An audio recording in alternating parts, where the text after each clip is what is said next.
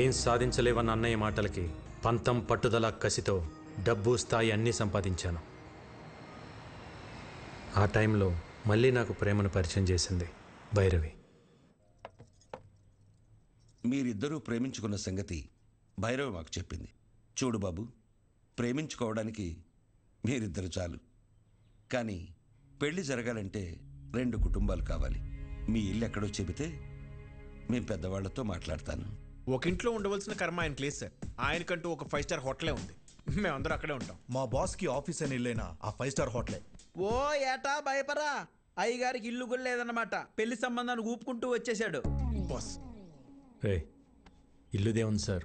పెళ్లి కాలేదు కాబట్టి ఇన్ని రోజులు ఆగాను. కలకటాలో మీకు ఏ ఏరియాలో కావాలో చెప్పండి. రేపు మార్నింగ్ కల్లా విత్ రిజిస్ట్రేషన్ రెడీ చేసి పెడతాను. ఇల్లంటే ఇటుకలతో కట్టేది కాదు బాబు, మనుషులతో ఉండేది. డబ్బుంటే ధనవంతుడి అవుతావు, అదే కుటుంబం ఉంటే బలవంతుడి అవుతావు.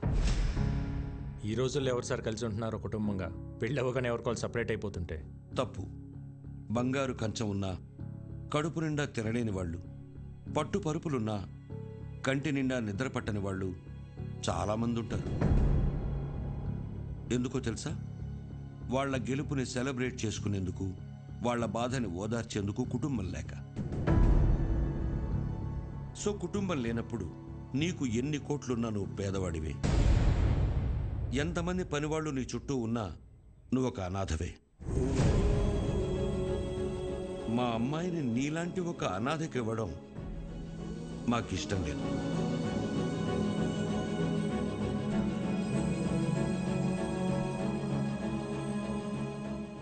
నేను అనాథని కాదు, నాకు ఫ్యామిలీ ఉంది. అవునా? ఫ్యామిలీ ఉంటే మరి ఎందుకు లేదని చెప్పావు? చిన్నప్పుడే గొడవ పడి ఇంట్లోంచి వచ్చేసాను. ఏ కుటుంబంలో గొడవలు లేవు? మేం కూడా గొడవలు పడతాం, మరుక్షణమే మళ్ళీ కలిసిపోతాం. ఆ మేము అనేదే కుటుంబం. చూడు బాబు, రక్త సంబంధం విడిపోతుంది కానీ తెగిపోదు. మా అమ్మాయి మీ ఇంటికి రావాలంటే మేం మీ కుటుంబంతో మాట్లాడాలి. శుభేచ్ఛ. 14 ఏళ్ళయింది అన్న వదిలి వచ్చేసి. నేను కనపడగానే ఇన్నాళ్ళు ఎందుకు రాలేదురా అని అడిగితే తల దించుకోవటం తప్ప నా దగ్గర సమాధానం లేదు. మనకు అన్యాయం చేసిన వారిని కొడితేనే తప్పు అన్న అన్నయ్యకి నేను కలకత్తాలో ఏం చేసి ఎదిగానో ఎలా చెప్పగలను?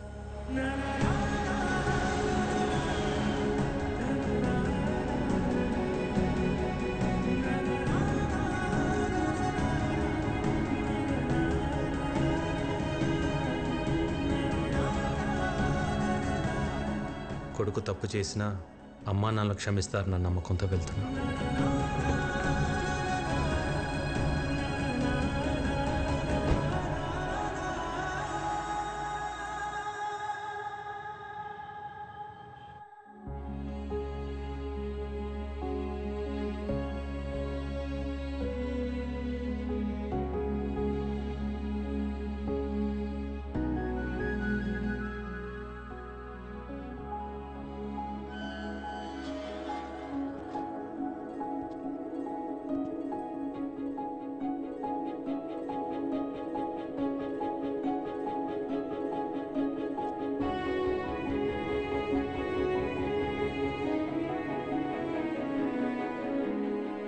అన్నయ్య,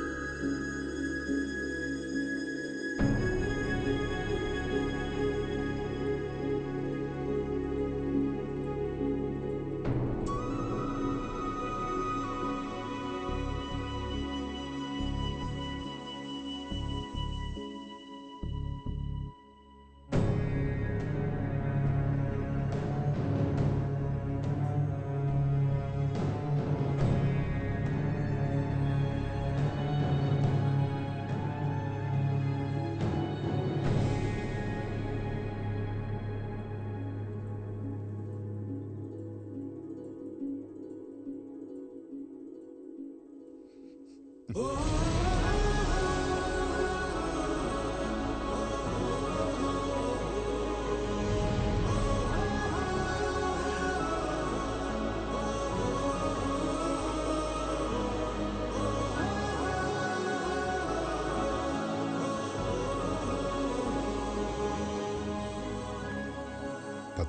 తర్వాత నా ప్రాణం తిరిగి వచ్చినట్టుంది. నీకోసం ఆ భగవంతుని కోరుకోని రోజు లేదురా. అమ్మా జనని, ఏంటమ్మా చూస్తున్నావు? బాబాయ్ అమ్మా. నేను నిన్ను ఫోటోలో చూసా బాబాయ్, కానీ ఇప్పుడు నువ్వు చాలా మారిపోయావు. నువ్వు మాత్రం చిన్నప్పుడు ఎలా ఉన్నావు అలాగే ఉన్నావురా. ఏంటే భూవి, నీ విక్కీ వస్తే అలా ఉండిపోయావు? వస్తే హారతి పట్టాలా, దిష్టి తీయాలా? భూవి అనే నేను మాట్లాడుతూ ఉండు. బాగున్నావు వదినా? ఈ పిలుపు విని 14 ఏళ్ళయింది. ఇన్నేళ్ళు ఈ కళ్ళు నీ గురించి ఎదురు చూడని రోజు లేదు. ప్రతిరోజు ఈ చేతులతో నీకు ఇష్టమైన వంటలు వండేదాన్ని. ఒక్కరోజైనా తినడానికి వచ్చావా? అదే నేను మీ అమ్మ ఉంటే ఇలా వదిలేసి వెళ్ళిపోయి ఉండేవాడివా? అసలు ఇన్నేళ్లలో ఒక్కరోజైనా ఫోన్ చేశావా? నీకంటూ ఓ కుటుంబం ఉందని మర్చిపోయావా?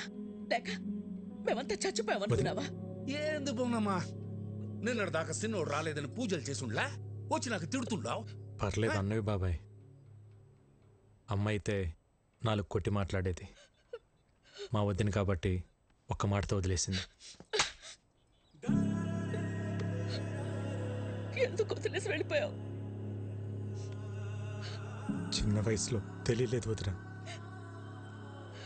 అనుకున్నది సాధిస్తే అన్నీ దొరుకుతాయి అనుకున్నాను, కానీ తెలియకుండానే సంవత్సరాలు గడిచిపోయాయి.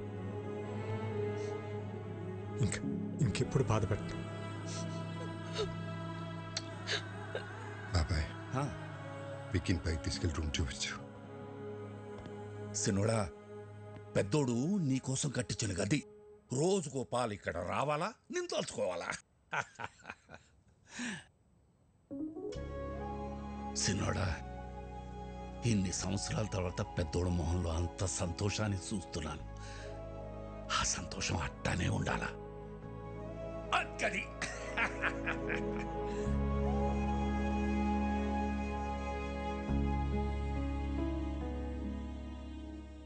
అన్నయ్య ప్రేమేంటో నాకు తెలిసింది, కానీ నేనేంటో అన్నయ్యకి తెలిస్తే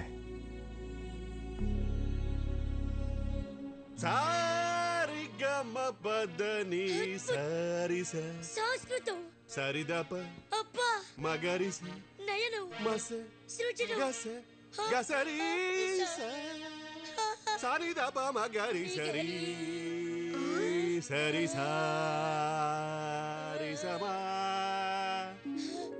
గురువు గారు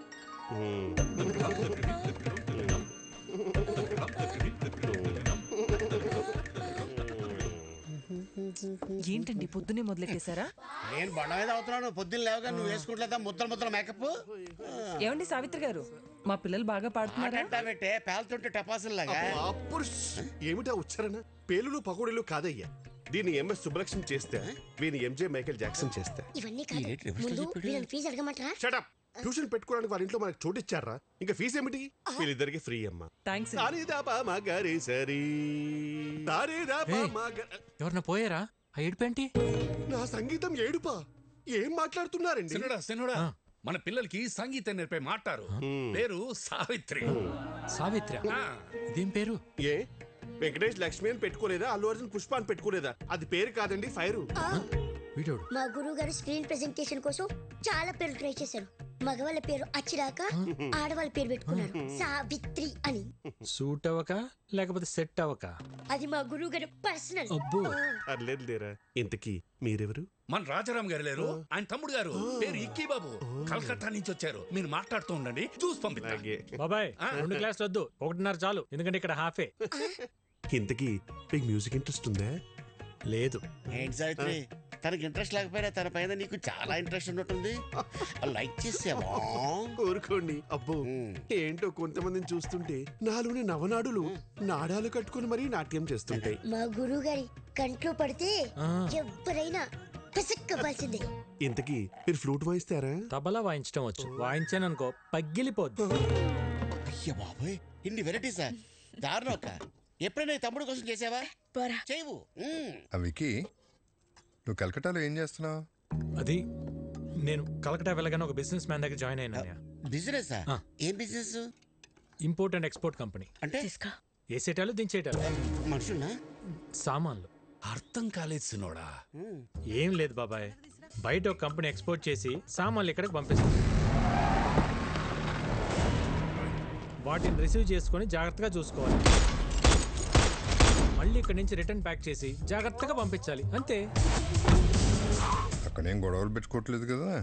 నాకేం గొడవలు ఉంటాయి అన్నయ్య. అయినా మన జోలికి ఎవరిని వస్తే పైకి సాయరాం, లోపల రామ్ అనుకుంటాం. అవును, ఈ పనులన్నీ చేయడానికి నీకు శాలరీ ఎంత ఇస్తారు? ఓ 75,000 ఇస్తారు. అంతేనా? ఎంత సంపాదిస్తున్నాం అనేది ఇంపార్టెంట్ కాదు, మారల్స్ ప్రిన్సిపల్స్ బతుకుతున్నావా లేదా అనేది ఇంపార్టెంట్. ఇంటర్వ్యూ చేసింది చాలు, ఫోన్ చేయండి, లేదంటే చల్లారిపోతుంది.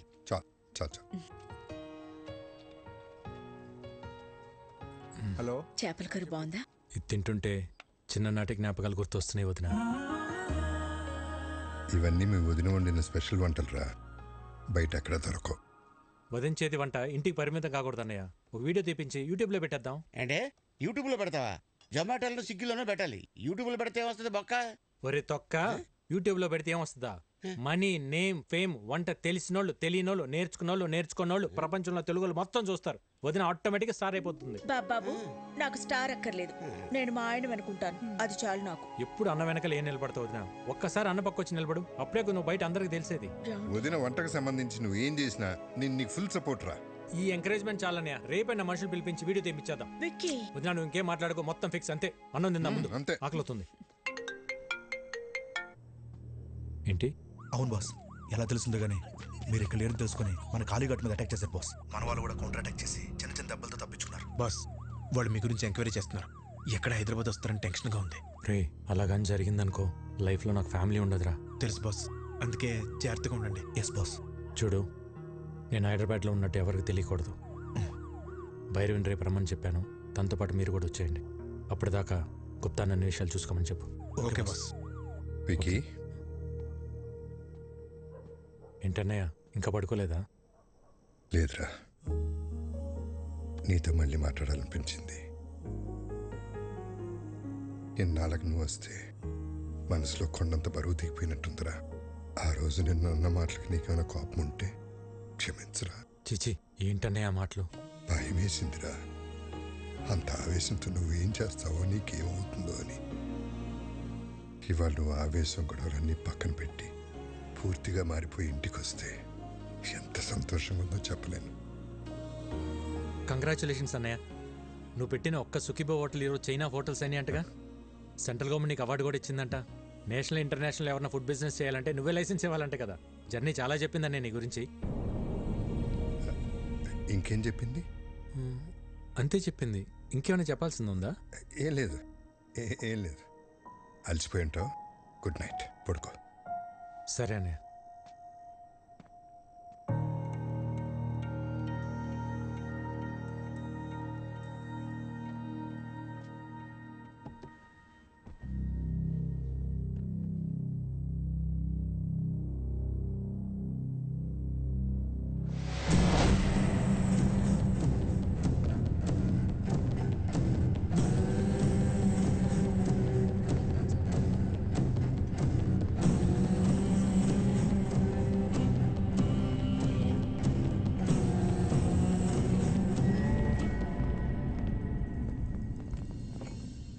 నా ఫుడ్ ప్రొడక్ట్స్ లైసెన్స్ మీద సంతకం చెయ్యలేదంట? చెయ్యను కూడా. Okay sir. నీ ప్రోడక్ట్లో కెమికల్స్ ఎక్కువగా ఉన్నాయి. ఎక్స్పోర్ట్కే కాదు, ఇండియాలో కూడా మ్యానుఫ్యాక్చర్ చేయకుండా ఉండాలని రికమెండ్ చేస్తున్నాను. ఫుడ్ ప్రొడక్ట్స్ అమ్మడం ఒక బిజినెస్, సోషల్ సర్వీస్ కాదు. నేను సోషల్ సర్వీస్ చేయమంటలేదు. ఏ బిజినెస్కైనా చేసేవాడికి ఒక సోషల్ రెస్పాన్సిబిలిటీ ఉండాలని చెప్తున్నాను. సుఖీ భవ. హోటల్ పెట్టి చేస్తున్నావుగా, చేసుకో. మేము అడ్డం పడలేదే. ఆర్గానిక్ పంటలు, ఆర్గానిక్ ఫుడ్స్ అని ముడుచుకొని కూర్చుంటే ఇలా గవర్నమెంట్ ఉద్యోగాలు, అవార్డులు వస్తాయేమో కానీ వ్యాపారంలో డబ్బులు రావు.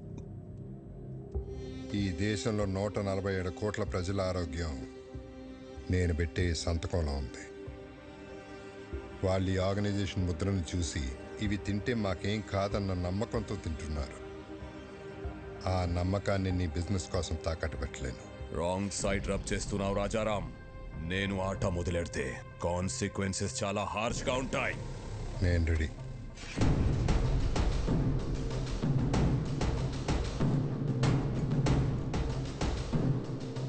నా ప్రెమిసెస్లో ఎటువంటి కల్తీ ఉండటానికి వీల్లేదు. Get out.